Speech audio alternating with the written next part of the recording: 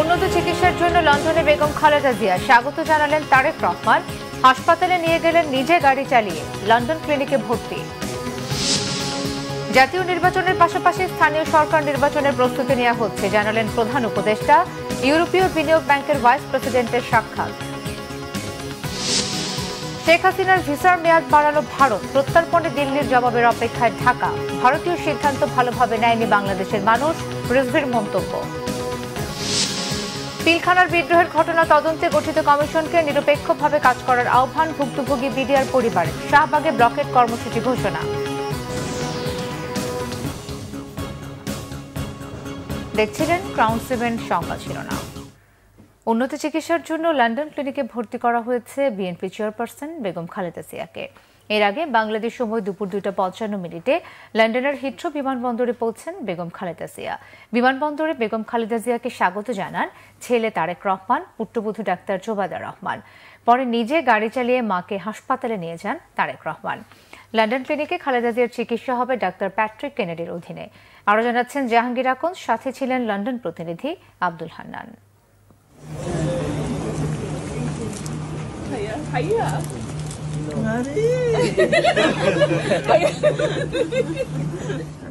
পৃথিবীতে মা সন্তানের চেয়ে মধুর সম্পর্ক আর দ্বিতীয়টি নেই।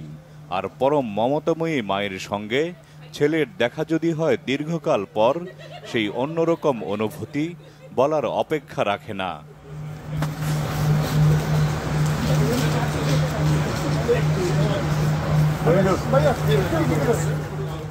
স্থানীয় সময় 9:05 লন্ডনের হিথ্রো বিমানবন্দরে পৌঁছান সাবেক প্রধানমন্ত্রী ও বিএনপি চেয়ারপারসন বেগম খালেদা জিয়া। এ সময় বেগম খালেদা জিয়াকে স্বাগত জানান ছেলে তারেক রহমান। সাথে ছিলেন পুত্রবধূ ডাক্তার জোবায়দা রহমান।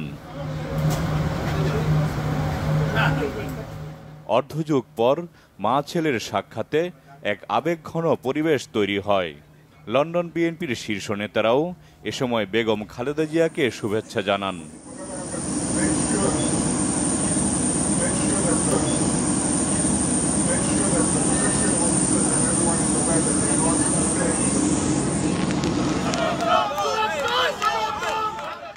বিমানবন্দরের আনুষ্ঠানিকতা শেষে মা বেগম খালেদা জিয়াকে নিয়ে নিজে গাড়ি চালিয়ে হাসপাতালের উদ্দেশ্যে রওনা দেন তারেক রহমান।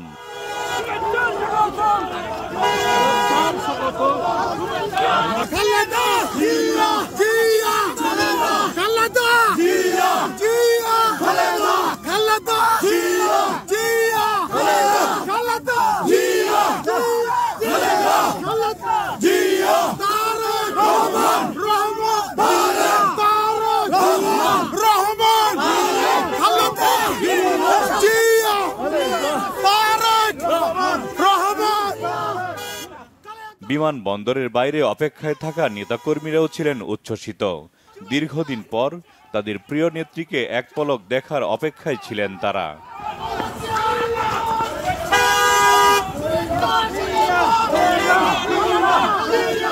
আমরা এটা কল্পনা করি যে ওনাকে দেখতে হয়তো অ্যাম্বুলেন্সে চলে যাবে, দেখা যাবে না।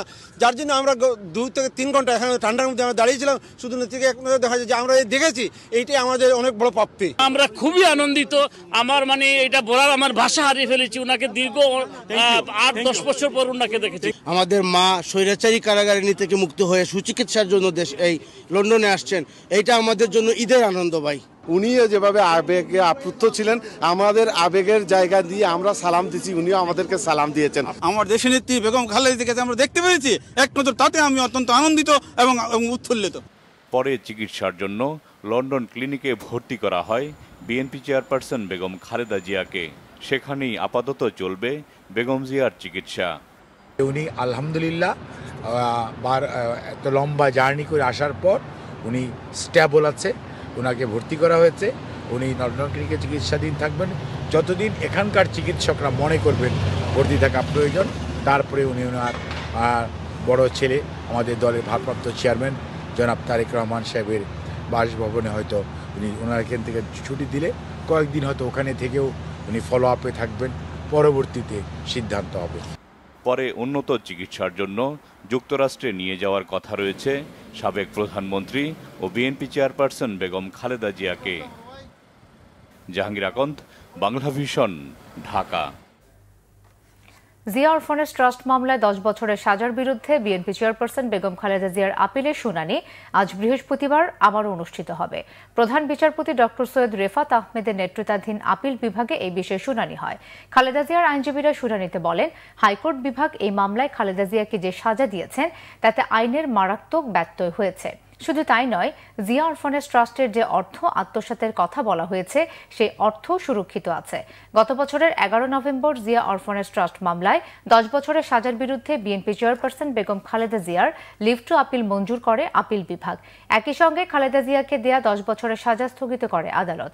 পাশাপাশি খালেদা জিয়াকে আপিলের সারসংক্ষেপ 2 সপ্তাহের মধ্যে দাখিল করতে নির্দেশ দিয়েছে সর্বোচ্চ আদালত। 2018 সালের 8 ফেব্রুয়ারি জিয়া অরফানেজ ট্রাস্ট দুর্নীতি মামলায় খালেদা জিয়াকে 5 বছরের কারাদণ্ডাদেশ দেন বিচারিক আদালত। জাতীয় নির্বাচনের পাশাপাশি সরকার একই সাথে স্থানীয় সরকার নির্বাচনের প্রস্তুতিও নিচ্ছে, জানিয়েছেন প্রধান উপদেষ্টা ডক্টর মোহাম্মদ ইউনূস। বুধবার রাষ্ট্রীয় অতিথি ভবন যমুনায় ইউরোপিয়ান ইনভেস্টমেন্ট ব্যাংকের ভাইস প্রেসিডেন্ট নিকোলা বিয়ার সাক্ষাৎ করতে গেলে তিনি একথা বলেন। বর্তমান সময়কে একটি উপযুক্ত সময় উল্লেখ করেন অধ্যাপক ইউনূস। তিনি বাংলাদেশের পূর্বাঞ্চলের উন্নয়ন ও উত্তরাঞ্চলের পানি ব্যবস্থাপনা ও চট্টগ্রাম বন্দরে সুবিধা নির্মাণে ইআইবির সহায়তা চান। বলেন, এই অঞ্চলের বৃহত্তম বন্দরে পূর্ব বাংলাদেশের উন্নয়ন পূর্ব ভারত ও মিয়ানমারকেও উপকৃত করবে। ডক্টর ইউনূস আগামী সাধারণ নির্বাচন ও স্থানীয় সরকার নির্বাচনের বিষয়ে অন্তর্বর্তী সরকারের পরিকল্পনা জানান। সৌজন্য সাক্ষাতে অন্তর্বর্তী সরকারের গুরুত্বপূর্ণ সংস্কারে সাহায্য করার আশ্বাস দেন ইউরোপিয়ান ইনভেস্টমেন্ট ব্যাংকের ভাইস প্রেসিডেন্ট। উচ্চ মূল্যস্ফীতির কারণে সাধারণ মানুষের যে কষ্ট হচ্ছে তা কমানোর চেষ্টা করছে সরকার, জানিয়েছেন পরিকল্পনা উপদেষ্টা ওয়াহিদ উদ্দিন মাহমুদ। একই সঙ্গে শিক্ষা উপদেষ্টার দায়িত্বে থাকা ওয়াহিদ উদ্দিন মাহমুদ বলেন, এবারই প্রথম শিক্ষার্থীদের হাতে পাঠ্যপুস্তক পৌঁছাতে দেরি হচ্ছে এমন নয়, তবে এবার সমালোচনা বেশি হচ্ছে। রকুনুজ্জামানের রিপোর্টে বিস্তারিত। বুধবার রাজধানীর আগারগাঁও পরিকল্পনা মন্ত্রণালয়ে প্রধান উপদেষ্টা ডক্টর মোহাম্মদ ইউনূসের সভাপতিত্বে জাতীয় অর্থনৈতিক পরিষদের নির্বাহী কমিটি একনেক সভা অনুষ্ঠিত হয়। সভায় মোংলা বন্দরের পশুর চ্যানেল সংরক্ষণে ড্রেজিং প্রকল্পে 1538 কোটি টাকার অনুমোদন দিয়েছে একনেক। এর সাথে মোট 10টি প্রকল্পে 4246 কোটি টাকা ব্যয়ের অনুমোদন দেওয়া হয়। বৈঠক পরবর্তী ব্রিফিংয়ে পরিকল্পনা উপদেষ্টা উচ্চ মূল্যস্ফীতির কারণে নিম্ন আয়ের মানুষের কষ্টের কথা স্বীকার করেন। জানান, মূল্যস্ফীতি কমাতে সরকারের চেষ্টার কথা। মূল্যস্ফীতি এখনো বেশি আছে, তবে এই মূল্যস্ফীতিটা সবচেয়ে বেশি গায়ে লাগে মধ্যবিত্ত, নিম্ন মধ্যবিত্ত, একদম যারা মজুরি দিনের মজুরি করে খায়, আমি মনে করি খুবই তাদের জন্য খুব কষ্টকর। রাজনৈতিক কর্মকাণ্ড আবার একটু চাঙ্গা হচ্ছে, প্রচারণা বিভিন্ন গ্রামে গঞ্জে এখন থেকে বিভিন্ন কর্মকাণ্ডগুলোর কতদূর উৎপাদনশীল আর না সেটা অন্য কথা, কিন্তু অর্থের প্রবাহ তো হয়, কাজে সেদিক থেকে অর্থনীতি কিছুটা চাঙ্গা হবে বলে আমি আশা করি। শিক্ষার্থীদের হাতে সময় মতো পাঠ্যপুস্তক না পৌঁছাতে পারার সমালোচনার জবাব দেন শিক্ষা মন্ত্রণালয়ের দায়িত্বে থাকা পরিকল্পনা উপদেষ্টা ওয়াহিদ উদ্দিন মাহমুদ। 2010 সাল থেকে হিসাব নিয়ে দেখলাম যে কোনো বছরই মার্চের আগে সবগুলো হয়ে যায়নি, এবং কোনো বছর 2-1টি বছর জুন বা জুলাই পর্যন্ত গিয়েছিল, আর কোনো বছর এপ্রিল পর্যন্ত গিয়েছিল, 2-1টা বছর, কিন্তু আর প্রত্যেক বছর মার্চ পর্যন্ত গিয়েছে। কিন্তু আমাদের সমস্যা হয়তো আমি জানি না, আমাদের তো আরও অল্প সময়ের মধ্যে অনেক কিছু করতে হচ্ছে। একনেক সভায় অনুমোদিত প্রকল্পগুলোর মধ্যে 500 কোটি টাকা ব্যয়ে সিলেট বিভাগের ভূ ও পরিস্থ পানি ব্যবস্থাপনা, 2টি গ্যাস অনুসন্ধান কূপ খননের মতো নতুন 5টি প্রকল্প রয়েছে। রকুনুজ্জামান, বাংলা ভিশন, ঢাকা। বাংলাদেশের সাবেক প্রধানমন্ত্রী শেখ হাসিনার ভিসার মেয়াদ বাড়িয়েছে ভারত সরকার। তাকে বিচারের সম্মুখীন করতে ফেরত পাঠাতে অন্তর্বর্তী সরকার চিঠি দিলেও তা উপেক্ষা করে ভিসার মেয়াদ বাড়ানোর ঘোষণা দিয়েছে দেশটি। এদিকে পররাষ্ট্র উপদেষ্টা তৌহিদ হোসেন বলেছেন, শেখ হাসিনাকে ফেরত পাঠানো চিঠির উত্তর নয়াদিল্লি এখনো দেয়নি। ইমরুল কায়েসের রিপোর্ট। ছাত্র জনতার গণঅভ্যুত্থানের মুখে গেল বছর 5 আগস্ট পালিয়ে ভারতে আশ্রয় নেন সাবেক প্রধানমন্ত্রী শেখ হাসিনা। এরপর থেকেই দেশটিতে আছেন তিনি। গুম হত্যার অভিযোগে করা মামলাগুলোর বিচারের সম্মুখীন হতে শেখ হাসিনাকে ফেরত পাঠাতে অন্তর্বর্তী সরকার গত 23 ডিসেম্বর ভারতকে চিঠি দেয়, কিন্তু তাতে সাড়া না দিয়ে উল্টো তার ভিসার মেয়াদ বাড়িয়েছে নয়াদিল্লি। ভারত সরকার বলছে হাসিনাকে দেশে ফেরানোর প্রক্রিয়া অন্তর্বর্তী সরকার সঠিকভাবে পালন করেনি এবং ভারতে শরণার্থী আশ্রয়ের জন্য সুনির্দিষ্ট কোনো আইন নেই। শেখ হাসিনার ভিসার মেয়াদ বাড়ানোর ব্যাপারে সরকার কিছু জানে না বলে জানান পররাষ্ট্র উপদেষ্টা। এটা আগে জানতাম না, পত্রিকা দেখে জেনেছি, এটুকুই। আসলে আমার কিছু বলার নেই। জবাব তো পাইনি, এটা তো আপনারা জানেনই। শেখ হাসিনার বিরুদ্ধে গণঅভ্যুত্থানের সময়ে হত্যাকাণ্ড, গত 16 বছরে গুম, ক্রসফায়ার, পীরখানা হত্যাকাণ্ড ও শাপলা চত্বরে হেফাজত ইসলামের সমাবেশে হত্যাকাণ্ডের মানবতা বিরোধী অপরাধের অভিযোগ রয়েছে। এসব অভিযোগে শেখ হাসিনা, তার মন্ত্রিসভা, বিভিন্ন বাহিনীর প্রধান সহ অনেকের বিরুদ্ধে আন্তর্জাতিক অপরাধ ট্রাইব্যুনালে মামলা চলছে। এদিকে শেখ হাসিনা তার ছেলে সজীব ওয়াজেদ জয়, মেয়ে সাইমা ওয়াজেদ পুতুল, বোন শেখ রেহানা এবং রেহানার ছেলে রাদওয়ান মুজিব সিদ্দিক, মেয়ে টিউলিপ সিদ্দিক ও আজমিনা সিদ্দিকের ব্যাংক হিসাব তলব করা হয়েছে। কেন্দ্রীয় ব্যাংকের আর্থিক গোয়েন্দা বিভাগ, Bangladesh financial intelligence unit BFIU তাদের ব্যাংক হিসাবের তথ্য তলব করেছে। একই সঙ্গে হাসিনা পরিবারের মালিকানাধীন প্রতিষ্ঠানের তথ্য চাওয়া হয়েছে। BFIU ব্যাংক হিসেবের তথ্য তলব করে এরই মধ্যে দেশের সব ব্যাংক ও আর্থিক প্রতিষ্ঠানের কাছে নির্দেশনা পাঠিয়েছে। ইমরুল কায়েস, বাংলাভিশন, ঢাকা। বিএনপির সিনিয়র যুগ্ম মহাসচিব রুহুল কবির রিজভী বলেছেন, গণহত্যাকারী শেখ হাসিনার ভিসার মেয়াদ বাড়ানোকে বাংলাদেশের মানুষ ভালোভাবে নেয়নি। অন্যদিকে মানুষ যাতে উৎসবমুখর পরিবেশে ভোট দিতে পারে, সেই পরিবেশ তৈরি করে নির্বাচনের তারিখ ঘোষণা করতে অন্তর্বর্তীকালীন সরকারের প্রতি আহ্বান জানান বিএনপি চেয়ারপারসনের উপদেষ্টা জয়নুল আবদিন ফারুক। গ্যালমান শফির রিপোর্ট।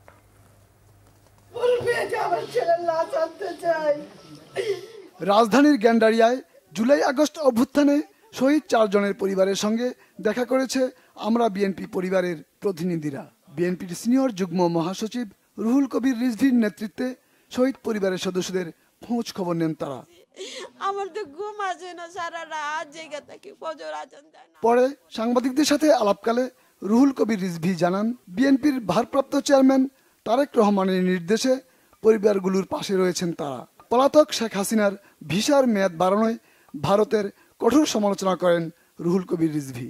ভারত একটি গণতান্ত্রিক রাষ্ট্র, তাদের বোঝা উচিত যে শেখ হাসিনা যে শিশু হত্যাকারী, কিশোর হত্যাকারী এবং তরুণ হত্যাকারী, রিক্সাওয়ালা হত্যাকারী, সিএনজিওয়ালা হত্যাকারী, সেই হত্যাকারীকে একটি গণতান্ত্রিক দেশ কিভাবে তাকে আশ্রয় দিয়ে সেখানে তার ভিসার মেয়াদ বাড়ান, এইটা সারা দেশের বাংলাদেশের মানুষ এটাকে ইতিবাচকভাবে নেয়নি। এদিকে জাতীয় প্রেস ক্লাবে এক আলোচনা সভায় বিএনপির চেয়ারপারসনের উপদেষ্টা জয়নুল আবেদিন ফারুক জানান, বেগম খালেদা জিয়াকে বানোয়াট অভিযোগের মামলায় সাজা দিয়ে বিনা চিকিৎসায় মৃত্যুর মুখে ঠেলে দেওয়া হয়েছে। এর জন্য যারা দায়ী তাদের বিচারের আওতায় আনতে হবে। সংস্কারের নামে নির্বাচন বিলম্বিত হলে দেশে মানুষ মানবে না। সংস্কার করবেন, নির্বাচন বিলম্বিত করবেন, মঈন ফখরুদ্দিন মতো আর একটি দল সৃষ্টি করবেন, বাংলাদেশের মানুষ কোনোদিনও এটা গ্রহণ করবে না। স্পষ্ট বক্তব্য আমার। এত বড় বড় সংস্কার আমার দরকার নেই। সংস্কার যতটুকু প্রয়োজন, নির্বাচনের জন্য নিশ্চিতভাবে হুন্ডা গুন্ডা ছাড়া ভোট দিতে যেতে পারি সেই ব্যবস্থা করেন। ভোটের মাধ্যমে যেই ক্ষমতা আসবে সেই রাষ্ট্র পরিচালনা করবে। তিনি বলেন, তারেক রহমানকে নিয়ে এখনো নানা ষড়যন্ত্র চলছে। দেশের বাস্তবতায় তারেক রহমান উদারনীতির রাজনীতির অনন্য উদাহরণ সৃষ্টি করেছে। গেলমান শফি, বাংলাভিশন, ঢাকা। পিলখানা হত্যাকাণ্ডের ঘটনায় আটক সকল জেলবন্দির মুক্তি, কমিশন গঠনের মাধ্যমে দোষীদের বিরুদ্ধে ব্যবস্থা গ্রহণ ও চাকরিচ্যুতদের ক্ষতিপূরণ সহ পুনর্বহালের দাবিতে বৃহস্পতিবার শাহবাগ ব্লকেট কর্মসূচির ঘোষণা করেছে আন্দোলনকারীরা। বিস্তারিত জানাচ্ছেন নাবিল জাহাঙ্গীর। 2009 সালের পিলখানা হত্যাকাণ্ডের ঘটনায় কারাগারে বন্দী নিরপরাধ বিডিআর জওয়ানদের মুক্তির দাবিতে রাস্তায় এই ঘটনায় চাকরিচ্যুত বিডিআর সদস্য এবং বন্দী বিডিআর জওয়ানদের পরিবারের সদস্যরা। আমার চাকরি গেল, আমি জেল কাটলাম, আমার অপরাধটা কি? আমাদের বিডিআরদেরকেও তো সেই সরকারের আমলেই মামলা দেওয়া হয়েছে, তাহলে আমরা তো এখনো সেই বৈষম্যের শিকার হয়ে আছি। একটা বিদ্রোহ মামলা ওই মামলা দিয়ে তারা আটকে রাখছে, ওই মামলায় কোনো জামিনও দিচ্ছে না, শুনানিও হচ্ছে না। আমরা চাই আমার আগামীকাল কোর্ট আছে, আগামীকাল দাদা আমাদের ভাইগুলো মুক্ত হাওয়ায় ঘুরুক। বুধবার স্মারকলিপি নিয়ে শহীদ মিনার থেকে প্রধান উপদেষ্টার বাসভবন যমুনার উদ্দেশ্যে তাদের পদযাত্রা কর্মসূচি থাকলেও পুলিশের বাধায় শাহবাগে সারাদিন অবস্থান কর্মসূচি পালন করেন তারা। স্মারকলিপি পৌঁছে দেওয়া হয় প্রধান উপদেষ্টার দপ্তরে। প্রধান উপদেষ্টার পক্ষ থেকে যিনি এসেছিলেন তার কাছ থেকে আশানুরূপ কোনো আশ্বাস আমরা পাইনি।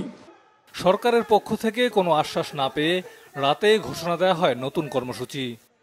চলমান আন্দোলনের সর্বশেষ এক দফায় আমরা উপনীত হচ্ছি। সকল জেল বন্দীদের মুক্তি এবং প্রকৃতপক্ষ যারা দোষী কমিশনের মাধ্যমে ব্যবস্থা নিতে হবে। আগামীকাল 9 তারিখ কোর্টের মাধ্যমে যদি আমাদের একটি সুষ্ঠু সমাধান না আসে তাহলে ওই ব্লকেটের পরে আমরা মার্চ টু কোর্ট ঘোষণা দিচ্ছি।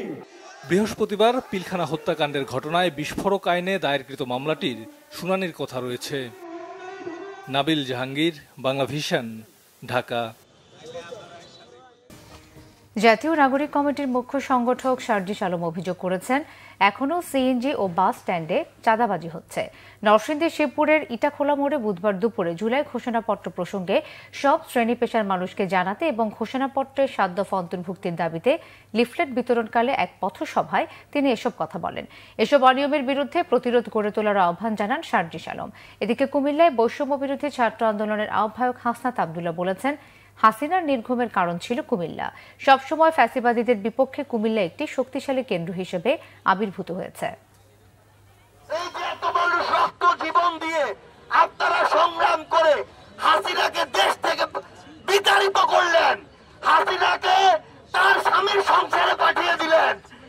এটা ঘোষণাপত্রে স্বীকৃতি দেওয়া উচিত না। আমরা চাই যে এই স্বীকৃতিটা হোক, এটার একটা লিখিত ডকুমেন্ট থাকুক। এটাই হচ্ছে আমাদের ঘোষণাপত্র এবং এই স্বীকৃতিটা ঘোষণাপত্রের মাধ্যমে সংবিধানের কোনো একটা জায়গায় লিপিবদ্ধ থাকুক। তাহলে 71 যেমন আমাদের শেকড় হিসেবে সংবিধানে স্বীকৃতি পেয়েছে, 2400 আমাদের অস্তিত্বের লড়াই হিসেবে সংবিধানে ঠাঁই পাবে। ফ্যাসিবাদ আওয়ামী লীগের বিরুদ্ধে তাদের সংগ্রাম অব্যাহত রেখেছিল, তাদের অংশগ্রহণের মধ্য দিয়ে এবং সকল শ্রেণী পেশার মানুষের অংশগ্রহণের মধ্য দিয়ে আমরা সরকারকে এই বার্তাটি স্পষ্ট করতে চাই, 15 জানুয়ারির মধ্যে এই গণঅভ্যুত্থানের এই জুলাই প্রক্লেমেশন অফ জুলাই রেভলিউশনকে ঘোষণা করতে হবে। এদিকে জুলাই বিপ্লবের ঘোষণাপত্রের পক্ষে জনমত গঠনে রাজধানীতে লিফলেট বিতরণ ও জনসংযোগ করেছেন বৈষম্য বিরোধী ছাত্র আন্দোলনের সমন্বয়ক ও জাতীয় নাগরিক কমিটির নেতারা। ঘোষণাপত্র সপ্তাহ উপলক্ষে বুধবার রাজধানীর যাত্রাবাড়ির বিভিন্ন এলাকায় বিকেল 4টা থেকে সন্ধ্যে 6টা পর্যন্ত লিফলেট বিতরণ করা হয়। এ সময় জাতীয় নাগরিক কমিটির যুগ্ম মুখ্য সংগঠক নিজাম উদ্দিন বলেন, কেন্দ্র ঘোষিত এই কর্মসূচির অংশ হিসেবে 8 থেকে 14 জানুয়ারি পর্যন্ত মোট 7 দিন সারা দেশে বৈষম্য বিরোধী ছাত্র আন্দোলন ও জাতীয় নাগরিক কমিটি জুলাই বিপ্লবের ঘোষণাপত্র নিয়ে লিফলেট বিতরণ ও জনসংযোগ করবে। ঘোষণাপত্রে জুলাই অভ্যুত্থানের শহীদদের রাষ্ট্রীয় স্বীকৃতি এবং দ্রুত সময়ের মধ্যে আহতদের বিনামূল্যে রাষ্ট্রীয়ভাবে সুচিকিৎসা প্রদানের পাশাপাশি গণঅভ্যুত্থান পরবর্তী আওয়ামী খুনি ও তাদের দোসরদের বিচার নিশ্চিতের স্পষ্ট অঙ্গীকার ব্যক্ত করা সহ মোট 9টি দাবি অন্তর্ভুক্তির দাবি জানায় বৈষম্য বিরোধী ছাত্র আন্দোলন ও জাতীয় নাগরিক কমিটি। এখনো আনুষ্ঠানিক কোনো স্বীকৃতি এই জুলাই অভ্যুত্থানকে দেওয়া হয়নি, অথচ আমাদের এখানে আহতদের চিকিৎসা এবং যারা শহীদ হয়েছে তাদের পুনর্বাসনের যেই দাবিগুলো আমরা জানিয়ে আসছি, এছাড়া 47, 71 এবং 24-এর যে একটা লিগ্যাসি, এটা পরিষ্কারভাবে আমাদের ঘোষণাপত্রে উল্লেখ থাকতে হবে। এর পাশাপাশি ঘোষণাপত্রে আমাদের যেই বৈষম্য বিরোধী ছাত্র আন্দোলনের নেতৃত্বে যে অভ্যুত্থান সংগঠিত হয়েছে সেই বিষয়টাও আমাদের এখানে পরিষ্কারভাবে উল্লেখ থাকতে হবে। জুলাই গণঅভ্যুত্থান বিষয়ক বিশেষ সেল ঘোষণা করেছে বৈষম্য বিরোধী ছাত্র আন্দোলন। বুধবার রাতে রাজধানীর বাংলা মোটরের সংগঠনটির কেন্দ্রীয় কার্যালয়ে এই বিশেষ সেল ঘোষণা করেন সদস্য সচিব আরিফ সোহেল। বিশেষ সেলটি 4টি সাব সেলে কাজ করবে বলে জানান তিনি। অভিযোগ করেন, শহীদ পরিবারগুলোর পুনর্বাসন এবং আহত যোদ্ধাদের সঠিকভাবে মূল্যায়ন করা হচ্ছে না। তাই শহীদ পরিবারগুলোর পুনর্বাসন এবং আহত যোদ্ধাদের চিকিৎসা নিশ্চিত করার পাশাপাশি গণঅভ্যুত্থান পরবর্তী আওয়ামী খুনি ও তাদের দোসরদের বিচার নিশ্চিতকরণ এবং জুলাই গণঅভ্যুত্থান নিয়ে ডকুমেন্টেশন তৈরির বিষয়গুলো এই বিশেষ সেলে অন্তর্ভুক্ত করা হয়েছে। জুলাই গণঅভ্যুত্থানে যারা আহত হয়েছেন এবং শহীদ হয়েছেন তাদেরকে সর্বোচ্চ গুরুত্ব দিয়ে অন্তর্বর্তীকালীন সরকার এবং অন্য সকলে কাজ করবে। আপনারা জানেন যে এই জন্য বেশ কিছু উদ্যোগ নেওয়া হয়েছে, কিন্তু দুঃখের বিষয় হচ্ছে আমরা লক্ষ্য করেছি এই ব্যাপারে যে উদ্যোগগুলো নেওয়া হয়েছে সেটি একেবারেই অপ্রতুল এবং বিভিন্ন কারণে আমরা আমাদের আহত যোদ্ধা ভাই ও বোন এবং শহীদ ভাই বোনদের আমরা ঠিকভাবে হয়তো মূল্য দিতে পারছি না। 2025 সালে 15 জুন থেকে 5 জুলাই সাফ চ্যাম্পিয়নশিপ নেপালের কাঠমান্ডুতে সাফের নির্বাহী কমিটির সভায় এই সিদ্ধান্ত হয়েছে। সভায় সভাপতিত্ব করেন সাফের সভাপতি গাজী সালাউদ্দিন। প্রথমবারের মতো হোম অ্যান্ড অ্যাওয়ে ভিত্তিতে সাফ চ্যাম্পিয়নশিপ আয়োজনের বিষয়টি চূড়ান্ত হয়েছে। এছাড়া 2026 সাল থেকে নারী ও পুরুষ বিভাগে সাফ ক্লাব চ্যাম্পিয়নশিপ আয়োজনের বিষয়টিও চূড়ান্ত হয়েছে। 8টি ক্লাব নিয়ে হবে সাফ ক্লাব চ্যাম্পিয়নশিপ। র্যাঙ্কিংয়ের শীর্ষে থাকা সাফ সদস্য দেশের 2টি ক্লাব খেলবে, এতে বাকি 6টি দেশ থেকে 1টি করে ক্লাব। এই টুর্নামেন্টও হবে হোম অ্যান্ড অ্যাওয়ে পদ্ধতিতে। সাফ ক্লাব কম্পিটিশন 2026 থেকে শুরু হবে। এটা every year it will be running. তো 2026, 27, 28, 29, 29, 30 এই প্রতি বছরই এই টুর্নামেন্টটা হবে। এটার ফরম্যাটটাও আমরা মোটামুটি ঠিক করেছি। সেখানে 8টি ক্লাব চ্যাম্পিয়নশিপ 8টি দল অংশগ্রহণ করবে। তো basis of the top teams, the top ranking teams, ranking associations will get 2 slot and other 7 will get 1. So 8 teams 2 গ্রুপে খেলা হবে। এটাও হোম অর অফে বেসিস হবে গ্রুপ স্টেজে, তারপর ফাইনাল হবে হোম অ্যান্ড অফে বেসিস। সাফ ক্লাব উমেন্স ক্লাব চ্যাম্পিয়নশিপ সেটা আমরা অ্যাপ্রুভ করেছি, এটা এই বছরই হবে। ক্লাব উমেন্স চ্যাম্পিয়নশিপ প্লাস সাফ চ্যাম্পিয়নশিপ এই বছরই হবে। সংবাদ শেষ করব ক্রাউন ইভেন্ট শিরোনামগুলো আরও একবার জানিয়ে। উন্নত চিকিৎসার জন্য লন্ডনে বেগম খালেদা জিয়া স্বাগত জানালেন তারেক রহমান। হাসপাতালে নিয়ে গেলেন নিজে গাড়ি চালিয়ে, লন্ডন ক্লিনিকে ভর্তি। জাতীয় নির্বাচনের পাশাপাশি স্থানীয় সরকার নির্বাচনের প্রস্তুতি নেওয়া হচ্ছে জানালেন প্রধান উপদেষ্টা। ইউরোপীয় বিনিয়োগ ব্যাংকের ভাইস প্রেসিডেন্টের সাক্ষাৎ।